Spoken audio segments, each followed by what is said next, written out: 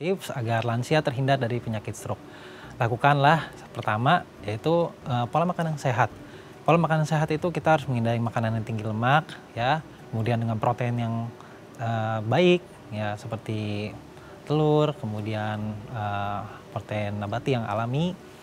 Kemudian juga kita harus menjauhi makanan-makanan yang tinggi garam, ya, kemudian tinggi gula, agar tekanan darah dan kadar gula kita terkontrol dengan baik. Kemudian juga untuk gaya hidup, jangan lupa kelola stres dengan baik. Kemudian istirahat yang cukup, minum air yang cukup, berobat teratur.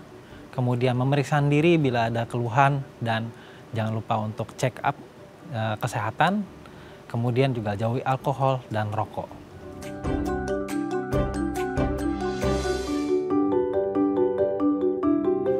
Halo pemirsa, apa kabar Anda hari ini? Senang sekali saya Raden Madlias dapat kembali menemani Anda dalam sebuah program talk show inspiratif. Ini dia Bincang Sehati.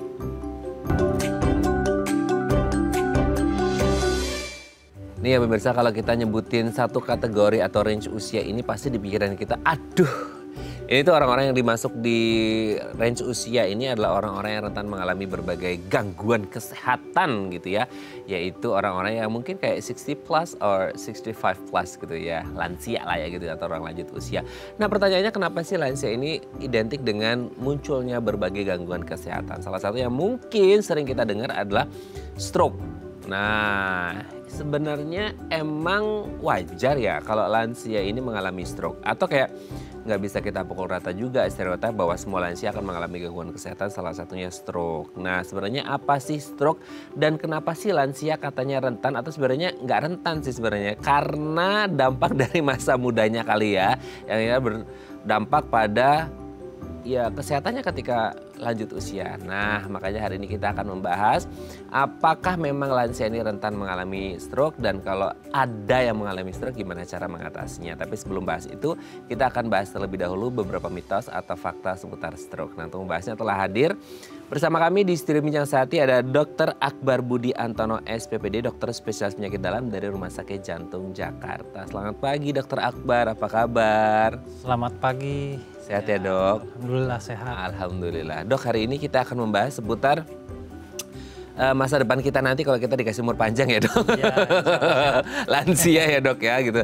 Tapi itu banyak orang yang concern pada lansianya, oke umur panjangnya oke. Tapi di satu sisi kayak, oh lansia itu rentan mengalami berbagai jenis gangguan kesehatan lah ya. Salah satunya mungkin yang kita bahas hari ini yaitu stroke.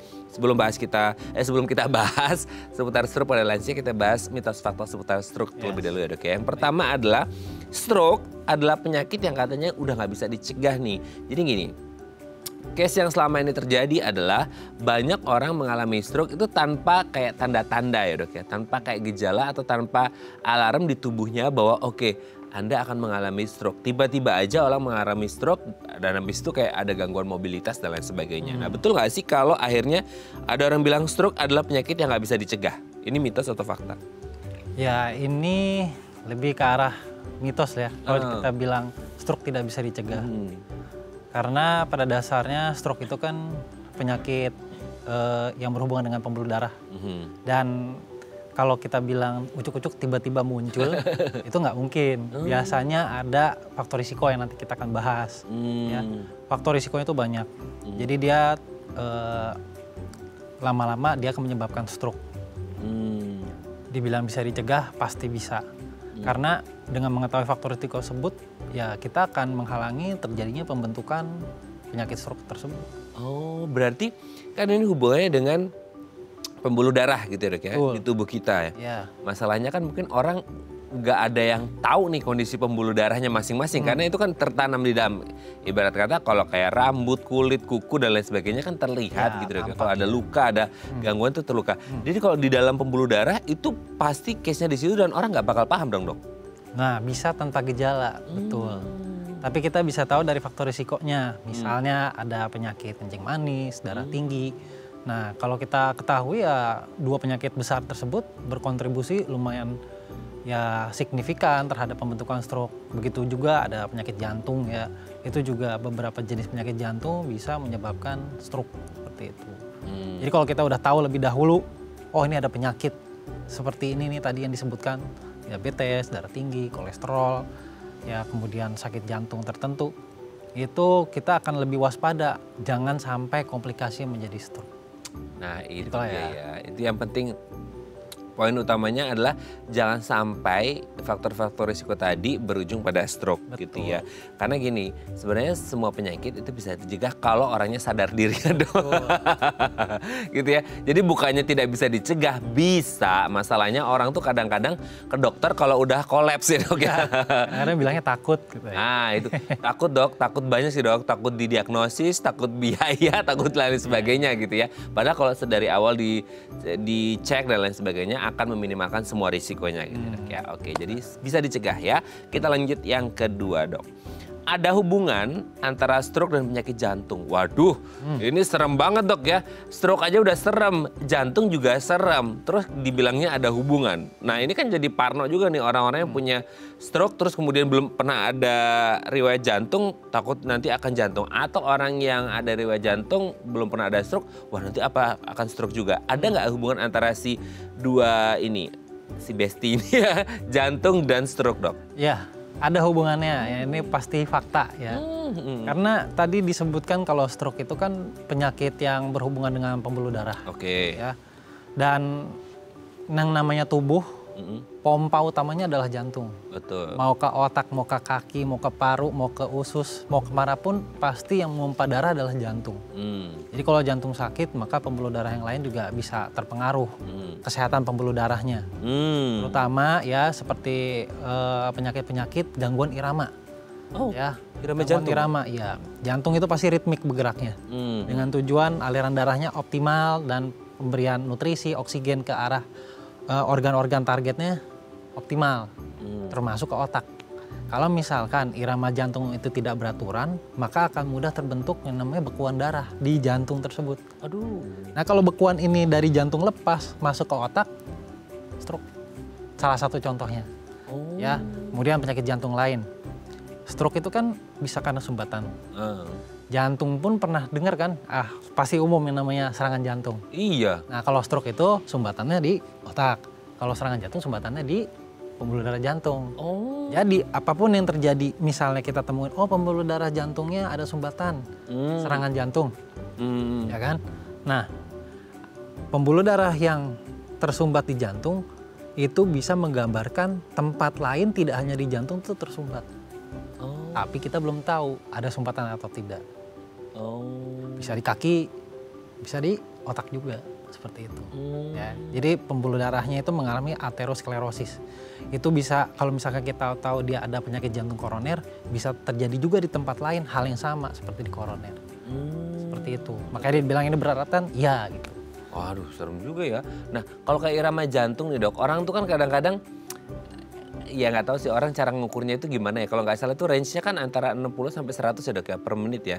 Denyutnya ya. Denyutnya ya gitu. Nah kan kalau gangguan irama itu dia yang denyutnya itu lebih cepat atau lebih lambat dok, yang lebih berisiko atau dua-duanya? Ya ini mungkin denyutnya kayak denyut musik ya, nggak beraturan, dangdutan. Oke. Intinya dia tidak ada gangguan irama dan itu ada berisiko ke situ gitu ya. Jadi harus berhati-hati ketika memang ada riwayat penyakit jantung ya. Oke, kita lanjut yang ketiga ya dok ya. Orang tua yang mengalami stroke, anaknya pasti akan mengalami stroke juga. Waduh, serem dong dok. Ini kayak nggak putus mata rantainya. Ini mitos atau fakta dok? Tadi ada kata selalu nggak katanya? Bentar dok, saya baca lagi. Orang tua stroke, anaknya akan stroke juga. Berarti ada jaminan kayaknya bahwa anaknya akan stroke gitu. Kalau nggak ada kata selalu, memang tidak selalu. Oh, tidak selalu. Ya, ini agak bingung nih mau bilang mitos atau fakta. Karena memang stroke itu tadi ada namanya ya kita bilangnya bakat lah ya dari keluarga, terutama yang first degree ya, orang tua, kakek gitu ya, saudara yang masih satu darah itu punya bakat kita bilangnya. Ya jadi ada peran turunan untuk terjadi stroke. Itu pun berlaku pada penyakit jantung koroner seperti itu. Penyakit-penyakit yang menyangkut pembuluh darah. Karena pada umumnya juga faktor risiko yang menyangkut dia bisa stroke adalah penyakit-penyakit yang bakat juga, darah tinggi, kencing manis, itu nempel kan. Oh bapaknya kencing manis, anaknya juga. Nah itu berarti harus hati-hati. Karena kencing manis, darah tinggi, kolesterol, itu semua penyakit yang kalau dibiarkan menjadi stroke. Itulah kenapa orang tua yang kencing manis, darah tinggi, ke anaknya juga sama, nggak dicegah, komplikasi jadi stroke. Ya mungkin itu hubungan eratnya kenapa orang tua yang begini hati-hati, anaknya juga. Dok, yang dimaksudkan sering kita dengar kayak, oh orang tuanya begini, anaknya pasti punya bakat. Nah, bakat itu di sini dalam artian kayak genetiknya atau apa sih, Dok? Genetiknya ya, bisa berhubungan dengan genetiknya dan ya tadi faktor risiko lain. Nggak harus langsung stroke-nya, tapi komorbidnya apa, punya penyakit apa. Sama ini nggak sih, Dok, kayak di satu keluarga kan mungkin terbentuk habit nih gitu ya. Di luar genetik ya, habit entah kayak pola makan, pola istirahat, pola stress manajemennya dan lain sebagainya. Itu sedikit banyak pasti bisa pengaruh nggak sih? Bisa, makanya kan orang ada mitos ya ini bilangnya. Kalau orang tuanya gemuk, anaknya ikut gemuk.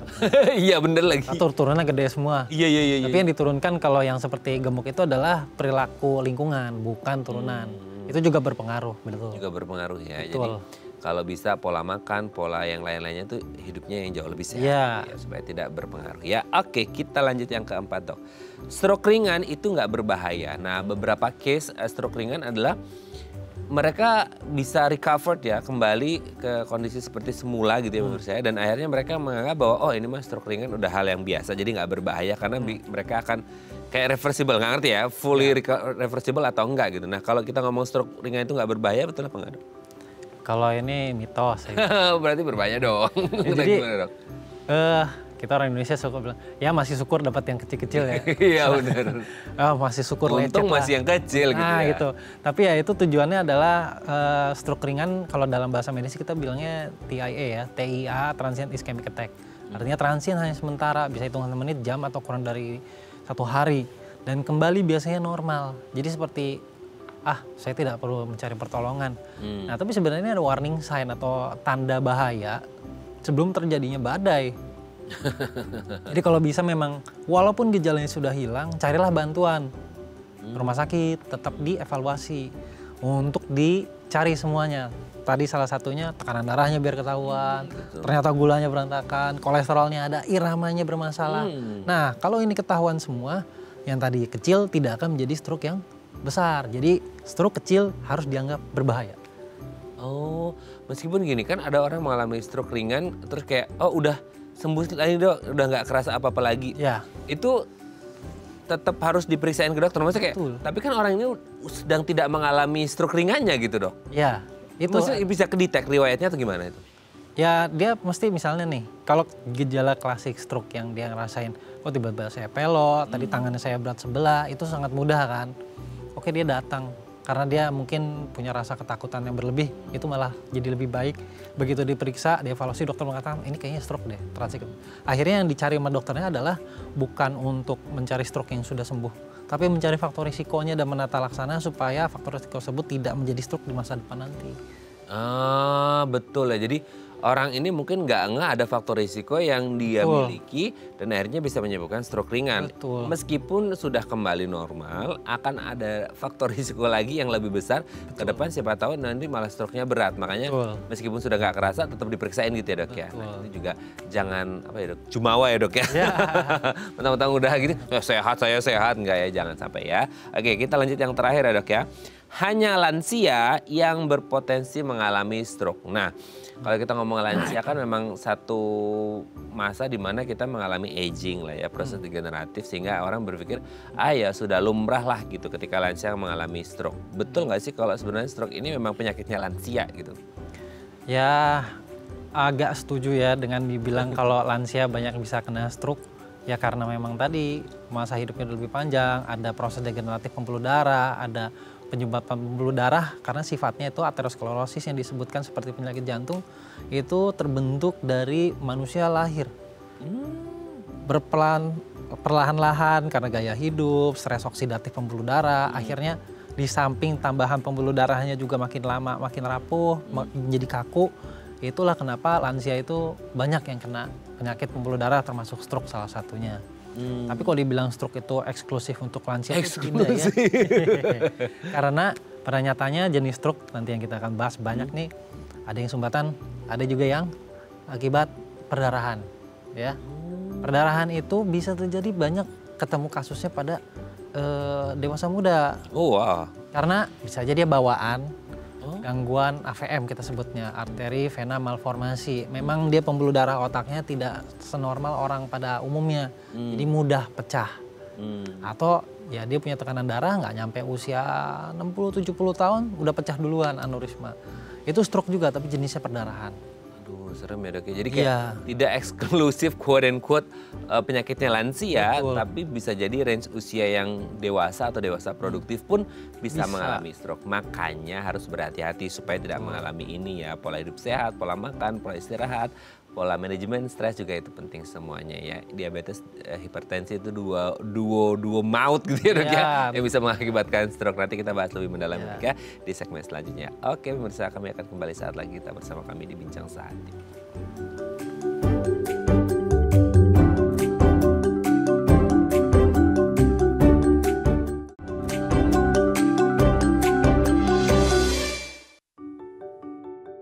Di Bincang Sehati dan kita masih membahas tema kita hari ini seputar waspada stroke pada lansia. Nah kalau Anda punya pertanyaan seputar tema kita hari ini boleh tanya-tanya di 021-290-3244 atau DM Instagram kami di @bincangsehati.tv. Kita masih bersama dengan Dr. Akbar Budi Antono SPPD, dokter spesialis penyakit dalam dari Rumah Sakit Jantung Jakarta. Oke dok.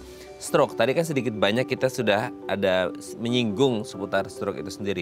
Tapi kalau by definition secara medis, stroke ini seperti apa sih dok? Orang kan tahunya stroke itu kayak pelok, gangguan mobilitas tangan atau kaki sebelah badan gitu kan, sesimpel itu. Tapi kalau by definition secara medis mungkin orang belum paham stroke itu apa gitu. Oh iya. Jadi kalau kita mau definisikan ya versi lengkap aja ya. Iya dong, nggak apa-apa dong. Pokoknya yang mudah dicerna. Jadi stroke itu kita anggap sebagai penyakit yang sifatnya gawat darurat atau emergensi. Itu dulu digarisbawahin, sifatnya emergensi. Emergency. Jadi nggak boleh ditunda. Ya, penyakit yang disebabkan oleh hilangnya aliran darah ke bagian tertentu di otak. Hilangnya aliran darah.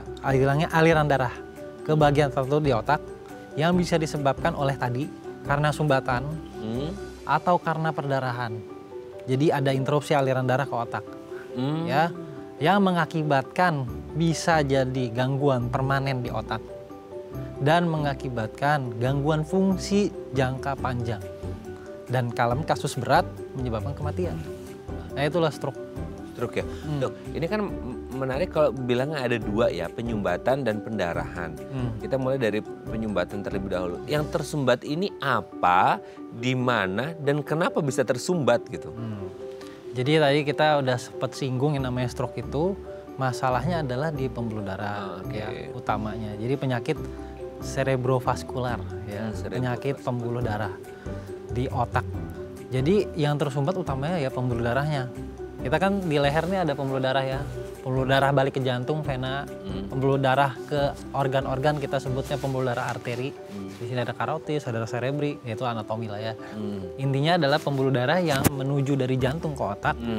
Itu adalah bertujuan untuk memberikan oksigen, memberikan nutrisi ya, supaya otak tetap berjalan. Ya kita bisa melakukan aktivitas, bicara, jalan dan semuanya.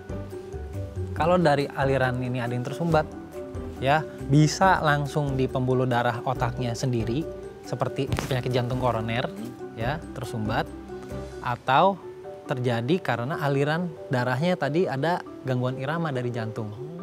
Itu bisa bekuan darahnya yang ada di jantung terbang naik ke atas. Mau keluar jalur ya, masuk ke otak. Kita sebutnya penyumbatan emboli namanya. Emboli itu artinya sumbatan dari tempat yang jauh.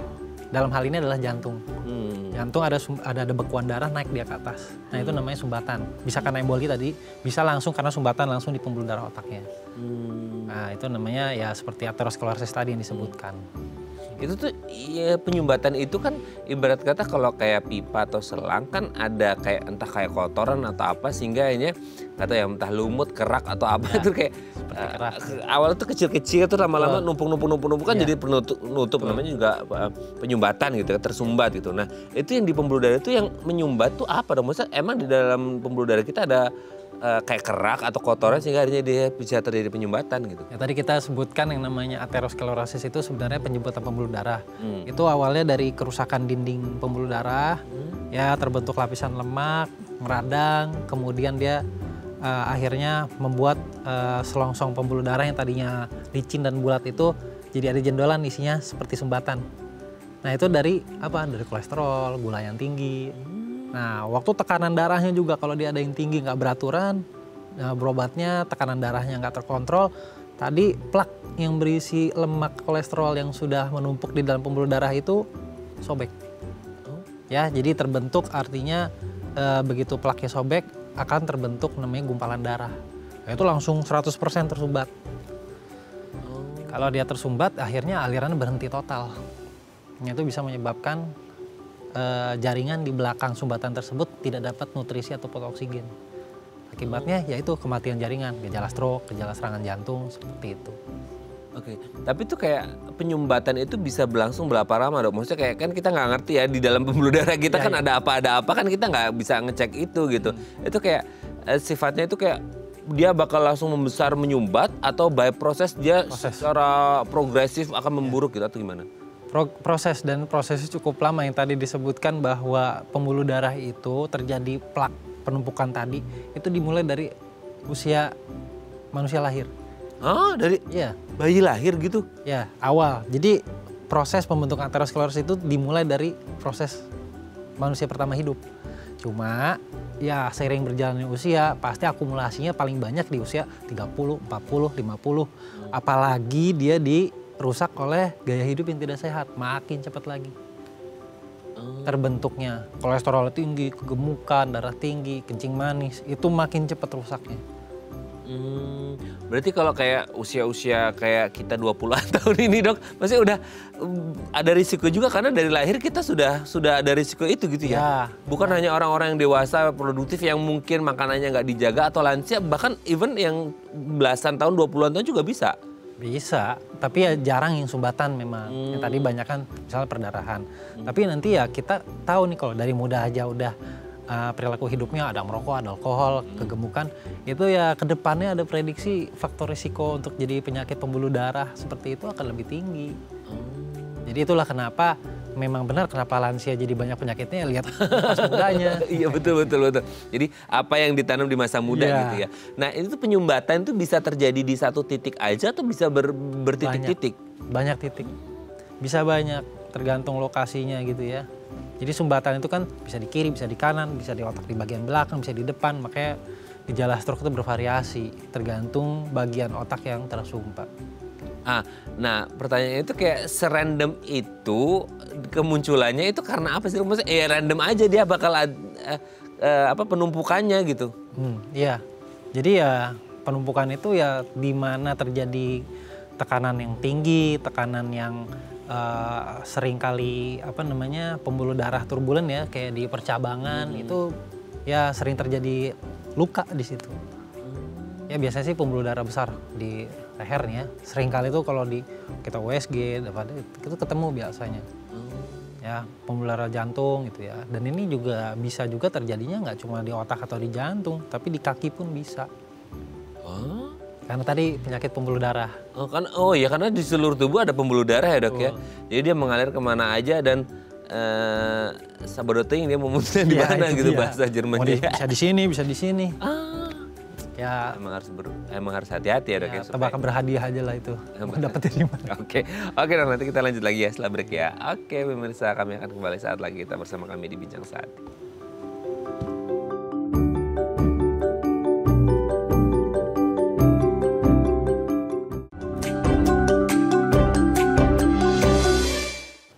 Baik, karena masih bersama kami di Bincang Sati dan kita masih membahas sama kita hari ini waspada stroke pada lansia. Tadi udah di-spill dikit-dikit ya, apakah faktor usia itu pengaruh ketika kita ngomongin risiko atau kerentanan lansia mengalami stroke. Nah kalau Anda punya pertanyaan seputar demikian hari ini atau Anda sudah memasuki usia lansia dan ingin tindakan preventif supaya tidak mengalami stroke, boleh monggo ya tanya-tanya di 021 290 32644 atau DM Instagram kami di @bincang saat tidak TV kalau malu mau telepon ya gitu ya dok ya. Oke, kita masih bersama dengan Dr. Akbar Budi Antono SPPD, dokter spesialis penyakit dalam dari Rumah Sakit Jantung Jakarta. Oke dok, tadi kita sempat bahas yang penyumbatan ya. Dimana mungkin ya bisa terjadi di lebih dari satu titik dengan kondisi-kondisi pembuluh darahnya sehingga terjadi penyumbatan gitu. Nah sekarang kalau yang pendarahan, kan kalau analogi kita, kalau ada sesuatu pendarahan itu ada sesuatu yang pecah gitu ya. Apakah ini pembuluh darahnya yang pecah atau gimana dok kalau yang pendarahan ini sendiri? Ya itu betul, pembuluh darahnya pecah, jadi perdarahan keluar dari pembuluh darah. Aduh. Ya, jadi kalau misalkan di otak bisa bermacam-macam, ada pembuluh darahnya terutama kalau yang stroke itu biasanya di lapisan yang agak dalam, kita bilangnya subarachnoid ya. Dari situ biasanya kenapa bisa pecah? Ternyata dia ada masalah seperti aneurisma. Aneurisma itu artinya ada pembentukan seperti pembuluh darah kan harusnya seperti pipa ya. Yes. Bentuknya silinder. Silinder. Ya, Ya, tapi oke. ini dia ada yang bentuknya silinder gitu, tapi dia ada tonjolan kayak balon.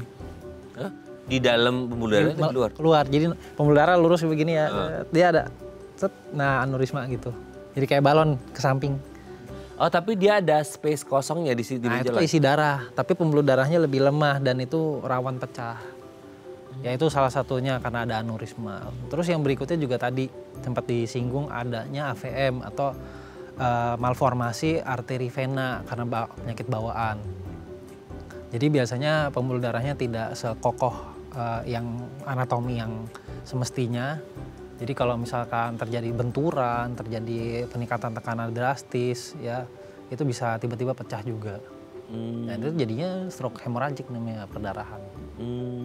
Nah, kalau kayak tadi dok, kalau dihubungkan dengan yang penyumbatan ya, kalau ibarat kata kayak air di selang atau di aliran, kalau dia ada sumbat kan airnya, kalau aliran darah apalagi pembuluh darah itu kan berputar terus kan gitu ya, bersirkulasi terus gitu. Apakah ada hubungan antara yang pecah pembuluh darah sehingga terjadi pendarahan ini karena penumpukan tadi sehingga penyumbatan kan lama-lama pecah, atau enggak karena aneurisma tadi atau gimana? Ya dua hal yang berbeda. Yang satu sumbat, nggak ada perdarahan. Yang satu lagi itu memang murni karena gangguan gangguan anatomi biasanya ya, aneurisma, AVM itu. Dua hal yang berbeda karena tata laksananya ini jauh berbeda. Yang satu pengencer darah, yang satu nggak boleh dikasih pengencer. Dan yang lebih bahaya memang banyaknya yang perdarahan karena dia bisa secara cepat menekan otak gitu ya. Karena yang namanya berdarah kan kalau keluar dari tubuh ya menetes. Ya kalau di dalam otak ya dia terperangkap. Oh, berarti ibarat kata kayak otaknya kerendam darah nggak dok? Jadi otak itu komponennya ada cairan otak, jaringan otak, dan darah. Karena darah kan dikirim dari jantung naik ke atas. 3 komponen itu. Sekarang kalau dalam keadaan sehat, 3 komponen ini akan seimbang. Otak nggak ada keluhan. Kita beroperasi secara normal fungsi tubuh. Tapi kalau saat cairan otak jumlahnya tetap, terus jaringan otak jumlahnya tetap, tiba-tiba jumlah darahnya berlebih, berarti komponen 2 ini harus digeser dari batok kepala kan. Tekanan kepala nggak boleh tinggi. Akibatnya kalau darah jumlahnya meningkat, ya tekanan ke otak meningkat. Nah itu paling bahaya. Kalau terjadi itu otak bisa ketekan ke bawah dan langsung menyebabkan kematian, henti napas.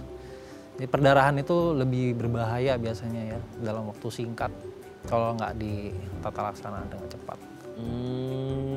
Kan karena sifatnya emergensi itu, kalau kayak aneurisma itu kan bukan sesuatu yang tiba-tiba muncul kan dok? Enggak, lama juga dan itu biasanya kita nggak ketahuan. Nah itu gunanya mungkin CT scan. Tapi masalahnya kan masyarakat kita mungkin banyak yang kayak yang ngerasa kayak tadi dok, karena nggak ada gejala kan, jadi orang nggak mau periksa gitu. Tapi maksudnya kayak tubuh itu kan kita selalu bilang bahwa tubuh kita itu kan sangat canggih gitu ya, akan mengirim alarm yang mungkin akan menjadi tanda bahaya bahwa ada something wrong di tubuh kita. Tapi entah itu penyumbatan ataupun kayak yang pendarahan itu, tubuh emang sama sekali nggak ngerespon ada sinyal-sinyal bahaya yang akan terjadi atau gimana sih dok? Makanya kita bersyukur bagi orang yang berpenyakit tapi dikasih gejala, jadi dia datang berobat. Betul. Karena biasanya yang tidak bergejala itu tiba-tiba datangnya, karena kita nggak tahu. Bisa saja ya karena dia sakit kepala, sebulan 2 bulan nggak hilang-hilang sakit kepala, kok pusing gitu. Ya bisa jadi ya ada tekanan yang meningkat di kepala atau ternyata deteksi tekanan darahnya tinggi. Nah setelah diobati nggak jadi stroke. Tapi kalau misalkan dia mengabaikan tanda-tanda sakit kepala yang tidak hilang-hilang, vertigo yang tidak hilang-hilang, tidak konsultasi, dan ketahuan ya akibatnya jadi stroke tadi. Itu kayak kalau sakit kepala kan sesuatu yang sangat common ya dok ya, umum banget karena orang nggak kepikiran bahwa dari sakit kepala aja bisa berisiko menjadi stroke kan gitu. Nah sakit kepala yang khas menuju ke stroke itu sesuatu yang kayak dia hilang timbul atau menetap atau kayak nyerinya itu kayak ditusuk-tusuk atau nyeri berat banget atau gimana? Ada yang spesifik nggak sih dok? Ya mungkin gejalanya tidak begitu jelas, itulah kenapa yang seperti itu jarang ketahuan.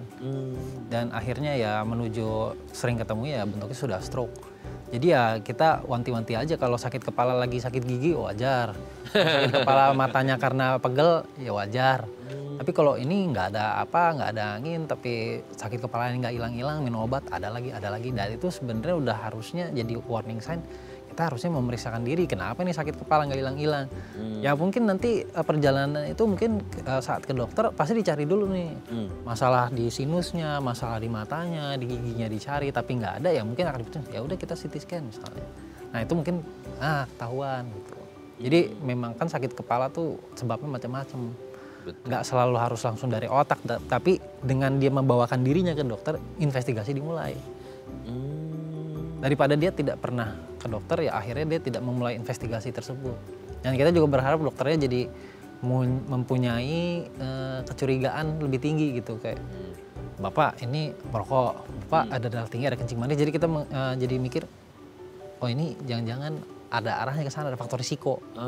Atau misalnya di keluarga dia tanya, oh ini pernah ada turunan masalah tadi aneurisma atau itu. Ya jadinya dirujuk juga jadi untuk pemeriksaan yang lebih detail seperti itu. Oke. Mungkin kayak aneurisma orang nggak tahu ya dok ya bahwa mereka mengalami ini kecuali akhirnya terjadi stroke itu sendiri. Tapi kalau untuk kayak beberapa penyakit komorbid yang dokter sebutkan ya sindrom metabolik ya kayak diabetes, hipertensi, and the gang gitu, itu akan menyebabkan risiko yang lebih tinggi mengalami stroke terutama kalau kita ngomongin lansia ya. Ya memang kayaknya udah akrab banget sama dua penyakit itu, meskipun kita tidak bisa memukul rata stereotip bahwa semua lansia mengalami sindrom metabolik itu sendiri. Tapi apakah memang orang-orang atau lansia yang punya sindrom metabolik pasti akan mengalami stroke dan apakah itu jadi faktor risiko terbesarnya nanti kita bahas di segmen selanjutnya dok ya. Oke pemirsa, kami akan kembali saat lagi tetap bersama kami di Bincang Sehati.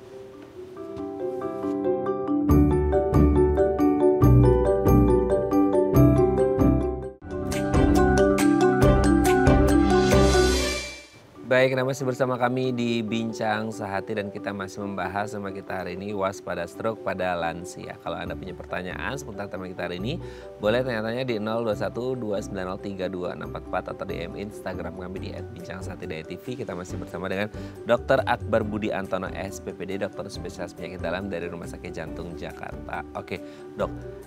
Tadi kan sempat dibahas ada beberapa penyakit komorbid yang rentan ya kayak diabetes, hipertensi, itu kan sindrom metabolik yang kayaknya mungkin prevalensinya itu banyak pada lansia dok ya. Sekarang kita gini deh, dengan kondisi entah ada sindrom metabolik atau tidak pada lansia, kan gini, satu juga nih kayaknya nggak tahu ini benar atau nggak, tolong koreksi kalau salah. Kayak pembuluh darah itu ketika sudah memasuki proses aging itu katanya kan agak lebih kaku ya dok ya gitu, tidak se-fleksibel ketika masih muda. Nah apakah ini juga menjadi faktor risiko kenapa stroke bisa terjadi pada lansia dengan beberapa kondisi tadi ya, sindrom metabolik, kondisi pembuluh darah dan lain sebagainya, proses aging gitu dok? Ya itu betul, setuju. Jadi itu proses penuaan itu akan menyebabkan pembuluh darah itu akan lebih kaku dari sebelumnya. Dan yang namanya endotel atau pembuluh darah bagian dalam itu lapisannya juga akan mengalami banyak stres dan kerusakan seiring perjalanan usia. Jadi itu ya proses yang memudahkan menempelnya plak tadi. Karena tadi ya itu ibaratnya pelapis ya yang licin itu ya. Kalau udah nggak licin apapun bisa nempel di situ. Satu plak-plak itu bisa nempel dengan mudah gitu. Apalagi punya penyakit komorbid yang itu. Itu tuh kayak entah karena penyakit komorbid ataupun kondisi endotelnya gitu dok ya. Oke lah karena proses aging. Tapi apakah bisa disamakan satu lansia dengan lansia yang lain? Let's say kayak si A ini usia 70, si B usia 70, oh ini dua-duanya sama-sama berisiko nih gitu. Tanpa kita cari tahu dulu bahwa ya nggak bisa langsung berpukul rata. Karena bisa jadi si A ini dari mudanya gini, si B dari mudanya gini, itu bisa pengaruh nggak? Ya masing-masing orang beda. Jadi emang terapi faktor risiko itu kita ngelihatnya perorangan. Jadi sifatnya eksklusif lah tiap orang ke orang. Ada mungkin yang sama, tapi ada juga ya nggak satupun yang identik juga ya dibilangnya. Mirip-mirip iya. Kalau dia punya darah tinggi, punya kencing manis, dia bisa kena stroke, sumbatan karena aterosklerosis tadi.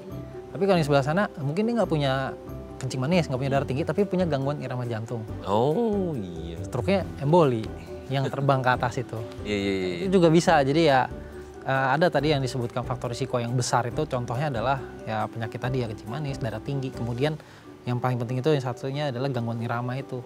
Itu sering sekali menyebabkan stroke. Oke, jadi ya ahli jantung, penyakit dalam yang sudah paham, oh ini ketemu nih penyakit jantung, gangguan irama nih. Ya, kita harus kasih pengencer darah untuk mencegah jangan sampai dia stroke. Karena bahayanya apa? Ya kalau udah stroke komplikasi macam-macam kan. Betul. Tapi kayak oke, sesuatu yang agak susah ya kita ngomongin kayak diabetes, hipertensi. Tapi kan gini bukan aku nakutin lansia dok ya, maksudnya dalam artinya kayak orang yang punya lansia yang punya diabetes atau lansia yang punya hipertensi pasti akan mengalami stroke. Dengan kondisi seperti ini kan kita selalu diwanti-wanti, oke yang buat punya diabetes tolong gula darahnya dikontrol, yang buat hipertensi tolong makannya dikontrol, jangan kebanyakan makan natrium dan lain sebagainya lah gitu, teman-temannya gitu. Nah apakah ini berlaku juga ketika kita ngomongin stroke? Oh oke, sama-sama punya komorbid sindroma metabolik, tapi yang satu ini gula darahnya terkontrol, ini enggak, itu bisa berpengaruh pasti kan dok? Berpengaruh, pasti berpengaruh.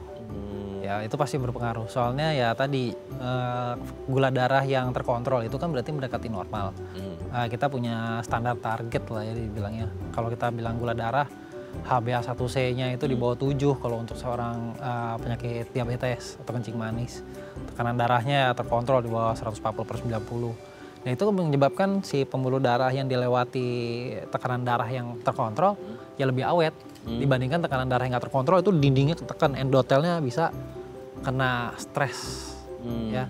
Kemudian ya yang namanya gula itu akan menyebabkan naiknya kolesterol juga. Ya jadi stres oksidatif ya kita bilangnya, jadi seperti radikal bebas itu akan lebih tinggi kalau gulanya nggak terkontrol. Endotel akan lebih cepat rusak dan usianya lebih pendek jadinya dibandingkan kalau kita kontrol gula darahnya cukup baik gitu.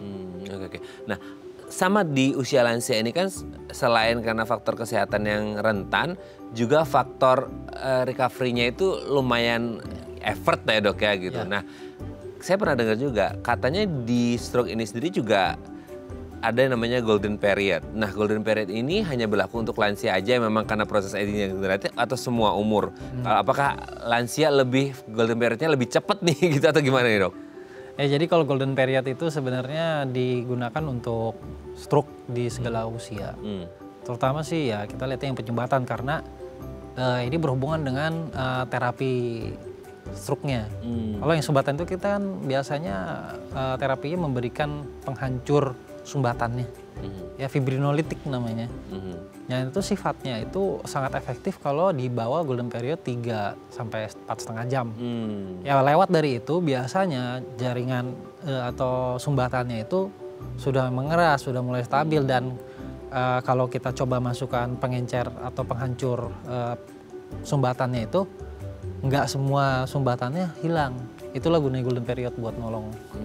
Jadi kalau misalkan udah lewat dari itu ya fibrinolitik atau alat zat untuk menghancurkan sumbatannya jadi nggak begitu efektif, malah jadi bikin efek samping yang ditakutkan perdarahannya jadi lebih muncul. Jadi kita nggak berikan seperti itu. Oke, jadi benar-benar penting banget golden periodnya ya. Oke dok, sebelum lanjut ini ada DM Instagram saya bacakan. Baik. Dokter nggak usah nelfon, nanti tagline saya bacakan aja. Ini dari Bu Dinda. Dok, papa saya kena stroke ringan dan sekarang kondisinya sih lumayan membaik nih. Udah bisa mulai jalan pelan dan tangan nggak kaku.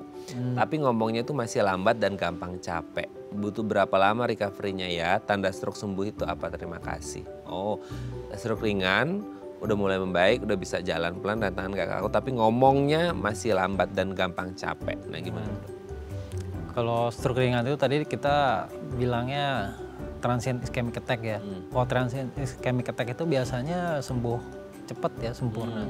Tapi mungkin Berarti kalau bukan stroke ringan berarti ya memang mungkin udah di atasnya ya. atau ada yang kayak apa dok, kayak moderate-nya atau gimana sih? Ya, pokoknya di atas stroke ringan itu ya stroke. Jadi ada gejala menetap lebih dari 1 hari itu masih tetap ada ya. Ya pulang dari rumah sakit juga masih ada kelemahan dari tubuh.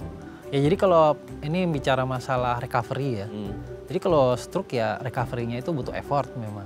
Apalagi orang tua yang udah punya keterbatasan. Betul. Yang sebelum sakitnya aja misalnya sulit jalan. Iya betul. Ya, atau ada pikun gitu misalnya. Nah, itu ya, itu effort kan lagi namanya tuh. effort lagi. Jadi recovery itu berkesinambungan dengan butuh waktu yang panjang, jadi waktunya bersabar. Kalau periode stroke itu kan ada yang fase akut, waktu dia serangan pertama kali, ya ini bicara tentang sumbatan, kemudian ya 1-3 bulan pertama itu dimana rehabnya itu penting, ya dimana dia kalau rehab cukup baik, bergerak, pelatihan, itu cepat perkembangan pengembaliannya. Nah di atas itu sampai 6 bulan, bahkan lebih dari itu masih juga fase recovery, tapi ya lambat dan perkembangan kita lihat ya dari awalnya dia nggak bisa jalan jadi bisa jalan, jadi bisa duduk, dari duduk bisa berdiri, dari berdiri bisa jalan, dari tangannya lemah yang tadinya nggak bisa diangkat, terus bisa diangkat, bisa digeser, terus bisa mengangkat sendiri, dan akhirnya mengangkat sendiri itu suatu perkembangan gitu. Oke. Berarti tanda sembuhnya adalah ketika belum ngomongin sembuhnya kali ya dok ya, fungsinya mulai kembali lagi gitu ya. Jadi seperti sedia kala ya Mbak Dinda ya, semoga bisa menjawab pertanyaan Mbak Dinda dan semoga papanya sehat selalu. Oke dok, nanti kita lanjut lagi ya di segmen terakhir ya. Oke pemirsa, kami akan kembali saat lagi kita bersama kami di Bincang Saat.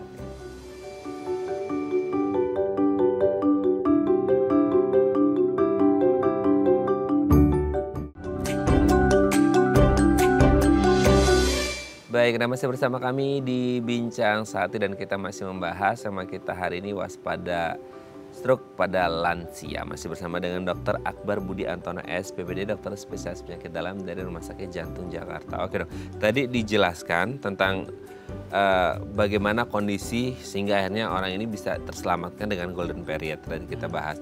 Tapi kalau untuk kayak kan kadang-kadang, sorry ya, maksudnya di luar sana tuh banyak orang yang mungkin agak denial lah dok ya, bahwa ini bukan stroke dan lain sebagainya. Kalaupun akhirnya mereka mengalami gejala-gejala yang disebutkan dan akhirnya terjadi gangguan mobilitas atau gerakan gitu ya, itu dibawa ke rumah sakit, entah dalam waktu golden period atau enggak, untuk mendiagnosis atau menegakkan diagnosis itu perlu pemeriksaan khusus atau udah kelihatan dari, nggak perlu dianamnesis nih, kayaknya udah kelihatan kayak gini, gangguan gini, udah pasti stroke atau gimana dok?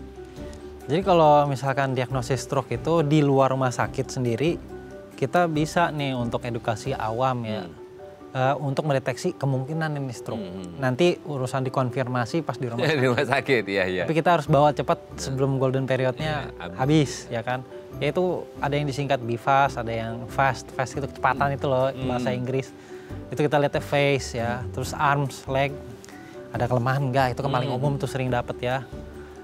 Terus ada speech ya bahasanya, jadi ngomongnya cadel, ngomongnya kayak jadi cadel gitu ya, lidahnya nggak bisa ngomong dengan baik karena kena lidah. Yang satu ya time untuk call emergency-nya atau merespon dia segera dibawa ke rumah sakit. Jadi begitu kita ada masalah AS-nya itu langsung aja dicurigai stroke, lebih baik dicurigai daripada kita denial. Urusan konfirmasi nanti di rumah sakit, oh ini stroke, ya langsung CT scan biasanya kan. Iyalah, kalau itu kan satu anomali di tubuh kita ya dok ya. Ya akhirnya jangan denial juga bahwa karena saking takutnya sama stroke dok, jadi akhirnya denial bahwa ini bukan stroke, malah akhirnya dinanti-nantiin aja malah bisa berbahaya, udah lewat dari masa golden periodnya. Gitu. Jadi intinya paling sering saya suka bilang jangan takut sama yang di rumah sakit, karena begitu ditakutkan yang nggak diinginkan malah kejadian. Itu udah gini dok, mungkin mereka agak denial kayak mungkin itu ya white collar hypertension juga, mereka ada ya, seperti itu. Ya. Akhirnya jadi berabe nih ya, diabetes, white collar hypertension, terus kemudian stroke sendiri, jadi kayak ketakutan bahwa di rumah sakit jadi bahaya, tidak ya gitu ya. Nah sekarang kalau udah oke, didiagnosis ini stroke gitu ya, nah itu penanganannya seperti apa? Tergantung dari penyumbatan atau pendarahan atau gimana? Betul. Jadi tata laksananya itu dengan mengidentifikasi ini arahnya pendarahan atau ini sumbatan. Karena dua itu polar banget, opposite ya. Sangat. Yang satu harus dikasih tadi penghancur plaknya, sumbatan, bekuan. Yang satu lagi harus nggak boleh dikasih pengencer. Karena kalau dikasih pengencer perdarahan makin banyak. Ya, jadi keduanya itu sangat berbeda. Kemudian juga biasanya tata laksana di rumah sakit itu multidisiplin. Kalau dia stroke biasanya pasti kaptennya harus dipegang saraf. Kalau perdarahan harus melibatkan, biasanya lebih banyak melibatkan bedah saraf. Ya, untuk buka nih kalau perlu, volume besar, ada tanda muntah-muntah. Yaitu tekanan dalam otak atau intrakranial sudah meningkat, itu harus dievakuasi darahnya. Atau ya tim intensivis ya, ICU, kemudian juga penyakit dalam, tim jantung, itu semua dilibatkan.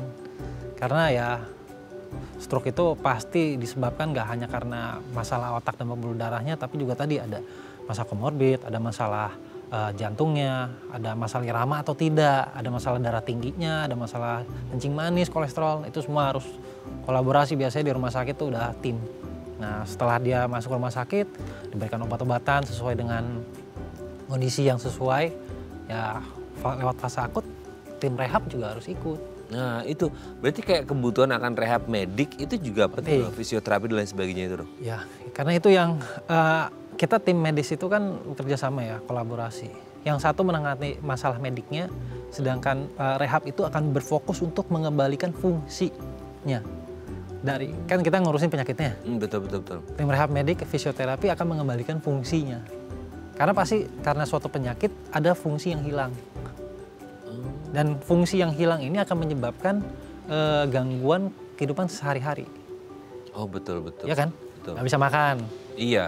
Nggak bisa ngomong. Nah, tim rehab medik ini nanti dan fisioterapi akan membantu untuk mengalihkan fungsinya. Setelah kondisi mediknya dibantu oleh tim dokter dari penyakit dalam, dari tim saraf, tim bedah, seperti itu. Oke, karena ini jadi kerjasama dari banyak pihak yang multidisiplin untuk penanganan pasien stroke ini sendiri. Jadi jangan sampai takut ya.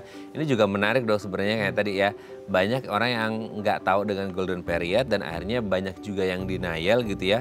Udah tahu ada sindrom metabolik, udah ada diabetes, ada hipertensi, ada risiko stroke, kemudian masih denial bahwa ini bukan stroke gitu ya.